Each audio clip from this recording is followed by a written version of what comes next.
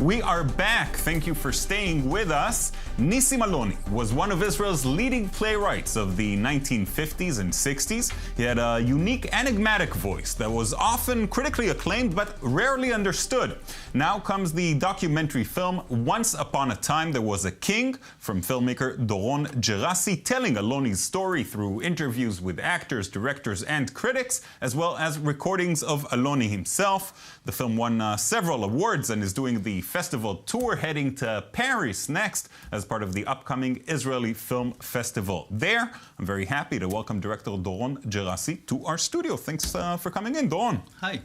So what's so special about Aloni's work? How did you get to making a film about this a very important playwright and director, but one who's been outside of the public's eye for quite a few years, decades actually? Mm-hmm. I think it's a shame, and a lot of people are very sad about it, that Israeli theaters don't put on his plays so much. That's right. And mainly because there is this myth that his plays are not very popular. Not popular, but they're hard to understand. Yeah, they're not very communicative. They're not very communicative, and very hard to digest for the audience. He always had a fantastic side to his work. This is exactly the thing that I love about him so much. His ability in a very sophisticated way to take the audience into this fantastic world,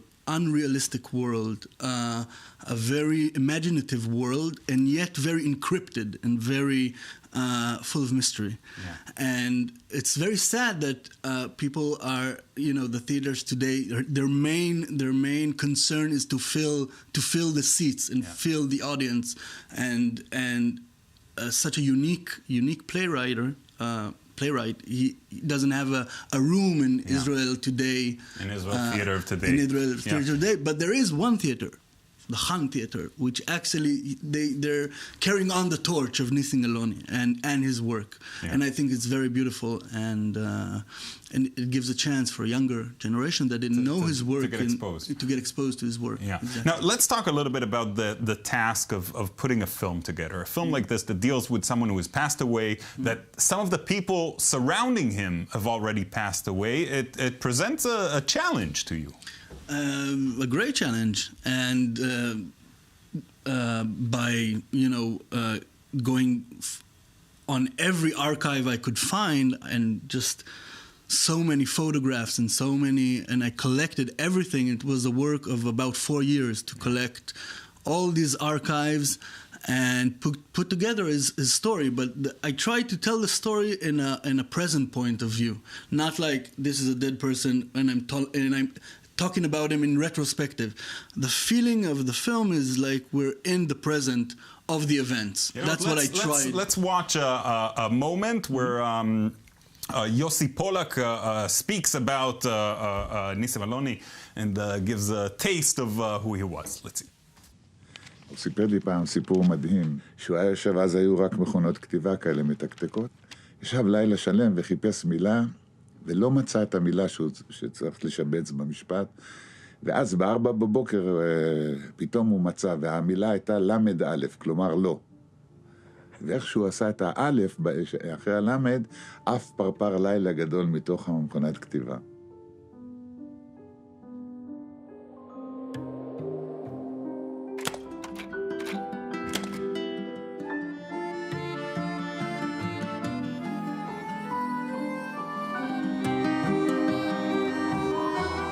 It's a beautiful answer that he gives there. It's a beautiful little story about no, that's the word. And we saw at the end a little bit of an animation. Now you used animation quite extensively in the film. Beautiful, by the way. And it's not all of it maybe, but most of it is based on the works of painter Yosel Bergner. Exactly. Now he was a close friend of Aloni. They had a very interesting relationship. Maybe you can tell us about it. Well, Yosel Bergner, which is now I think 96, and he says he paints every morning. Wow. He's a very interesting person.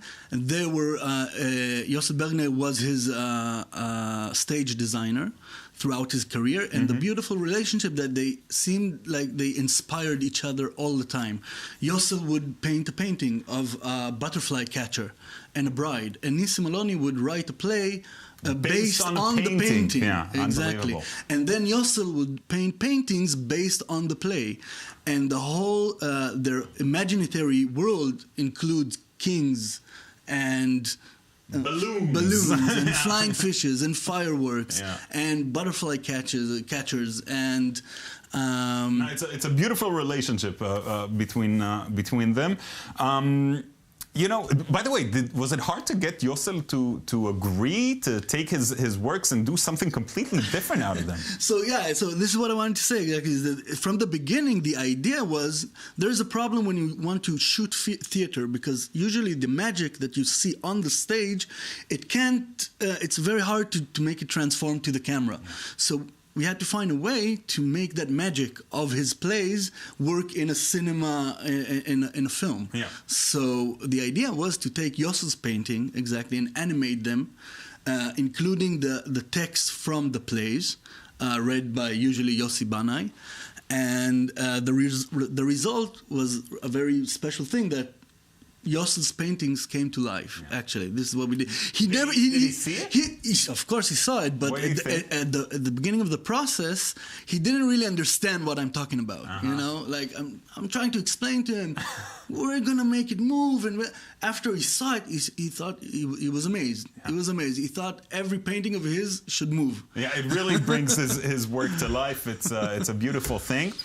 Now, a different aspect of Aloni's career was writing for Hagashash HaChiver, the Gashash Chiver comedy troupe. Super popular in Israel, really the cornerstone of Israeli humor. But for him, I'm not sure that he saw it as the highlight of his career. Exactly. This refers to the tension that every artist has in his life between making his art and trying to do something that he could make a living. And ironically, the work that he did to the Gashash HaChiver, which is brilliant and by any standards, for him it was a way to make a living. Yeah, what he calls porridge and entertainment. Exactly, porridge and entertainment. He refers to that in his plays, in his own plays. And he said at the end of his life that he feels it's a bit ironic and tragic that he would be remembered mainly not for his genius plays. I'm saying it's genius. He didn't say that about himself. But I think maybe he thought it. He might have. I don't know.